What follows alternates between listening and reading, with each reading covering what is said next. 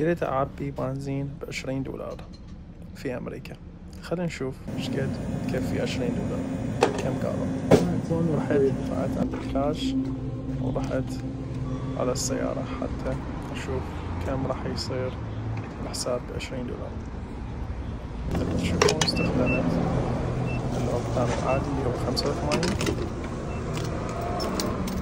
بعد ما خليت البنزين بالسيارة قلت أشوف هذا 85 طبعا.